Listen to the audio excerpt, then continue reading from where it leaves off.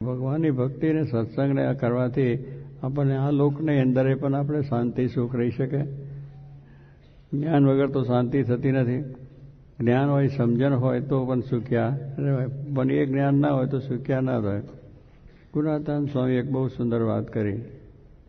સુખ્યા થવા માટે એટલું મોટું સૂત્ર છે, તમે ગમે એટલા બધા માણસોને શાસ્ત્રોને બધા વાંચી નાખો, અગર તો આ દુનિયાના જે બધા અત્યારના પુસ્તકો બન્યા છે જ્ઞાન કરો તો એમ વાત તો એક જ આવે.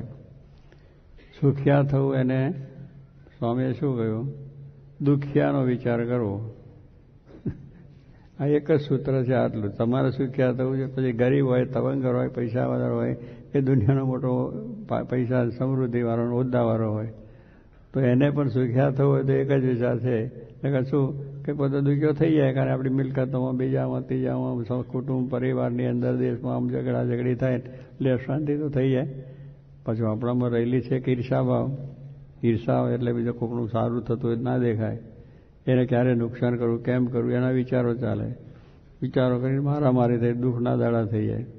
એટલે કહેવાનું છે કે આપણને મનમાં એવા ઈર્ષાના ભાવો રહ્યા છે કે બીજાનું દેખી જ ના કમાય, કે મારાથી મોટો કેમ થાય, એને મોટર કેમ આવી, એને બંગલો આવો કેમ થયો, એને આવું સરસ ધંધો કેમ ચાલે, એને કેમ તોડી પાડવું. એ છે અત્યારે કોઈ પણ હોદ્દા અધિકાર માટે પણ ચાલે. જે માણસ કંપનીમાં સારું કામ કરતો હોય એને પછાડે. એટલે હવે કરે છે કામ, કંપનીનું સારું થાય છે, હું ખોટું શું કરે છે, પણ પેલાની ઈચ્છા મારા કરતા એને કેમ આગળ વધે. રાજકારણમાં પણ એવું ચાલે છે કે નહીં? પાછા ખેંચે છે, ખુરશી ઉપરથી હેઠો પાડે. એટલે શું, જે કંઈક ત્યાં પ્રધાન થયા હોય કે ધારાસભ્ય થયા કે મોટા આપણે ઓફિસર થયા હોય, પણ એ ઓફિસરમાં સારું કામ કરતો હોય તો એને કેમ હેઠો પાડવો, એટલી જ વસ્તુ.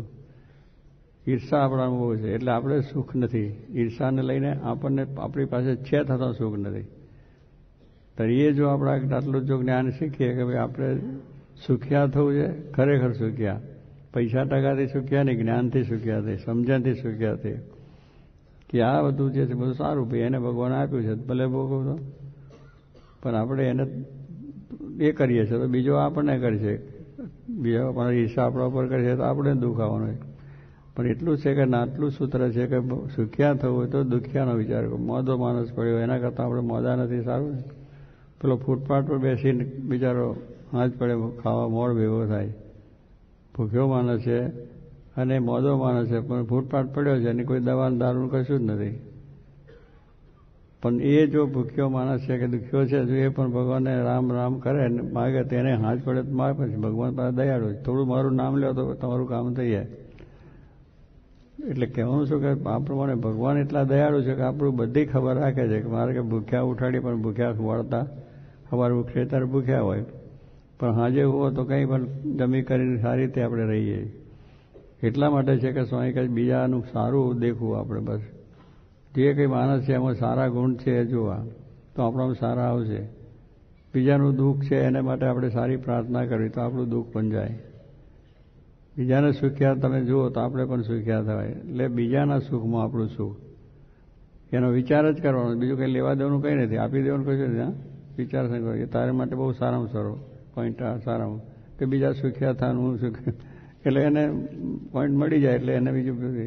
પણ કહેવાનું શું છે કે આમ બીજાનું સારું જેટલું ઈચ્છો એ સારું શાંતિ થાય, અને એની ઈચ્છા રાખીને તમે તકરાર કર્યા કરો તો મોટો ઝઘડો થાય. પણ સારું છે ભાઈ, જોગી માણસને તમે કોઈ પણ માણસ હોય ગમે તે હોય તો સ્વામી કે બહુ સારા છે, આ તો મુક્ત છે. જોગી બાપા ક્યારે મુક્ત હોય, આવો બધું ખોટું કરતો હોય, આડો ચાલતો હોય ને કશું ઠેકાનું ના, સત્સંગ ના કરતો હોય તો એ સ્વામી કે બહુ સારા માણસ છે. બહુ સારા જ માણસ કે ગમે તે હોય તોય પણ એમના મનમાં કોઈ માણસ ખોટો જ નથી, કારણ કે દરેકમાં ભગવાન જુએ છે. જોગી મહારાજ દરેકમાં જ્યાં જોઈએ ત્યાં રામજી, આ દરેક બેઠા માણસો છે, દુનિયાના બધા માણસો છે, એટલે એના મનમાં દ્રષ્ટિ જ કેટલી છે, એમની દ્રષ્ટિ જ એવી છે કે સારી છે તો બધાને સારા જ દેખે, કોઈને ખરાબ દેખે નહીં, કોઈ લૂલો લંગડો છે એ ના જોઈએ, બહુ સારા છે એની માટે બોલી નાખે.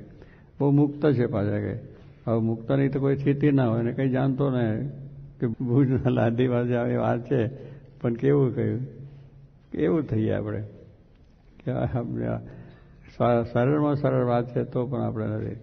એમ સ્વામી કહે છે આવું સારું જ્ઞાનની વાત તરત ભૂલાય છે, પણ આ જગતનું જ્ઞાન, જગતની વાત, જગતના વાતો બધી દુનિયા માત્રનું તમે અત્યારે કહો નાના છોકરાઓ છે પણ આજે જાણે. કારણ ટીવી છે, બધું એમ બધા થયા છે, બધું દુનિયાનું સમાચાર મળી જાય. પણ આ મંદિર કઈ ભુજ નદીમાં કયા કામના છે એમાં ગૂંચવાઈ ગયા. હા, તું બોલે છે એ જ વસ્તુ છે, પણ પેલું દુનિયાનું તમે પ્રશ્ન કરો તો નાના છોકરાને તમને જવાબ આપી દે ભટ્ટ લઈને કે આવું છે ને આ છે ને અહીં છે ને આ થયું. સમાચાર દરરોજ ના વાંચે, દરરોજ એને આપણે દરરોજ મને કે એક વેટનાથ વાંચો ને ભાઈ 5 વાતો વાંચો, બધું કહ્યું, એક શિક્ષાપતિનો એક શ્લોક વાંચો, એટલું જ કરવાનું છે. આ સત્સંગની પરીક્ષાની વાત કરી, તમે વાંચો પરીક્ષાનું તો છે, પણ ના પરીક્ષા આપો તોય વાંચો તોય બહુ સારું છે. પરીક્ષામાં ના વાંચો તો ભાઈ વાંચેલામાંથી શબ્દો યાદ રહેશે તમને. એમાં આ બધું ના લખ્યું છે કે આ બધી વસ્તુ છે. મહારાજ શું છે, એમનું કાર્ય શું છે આપણને જરા ખબર પડી.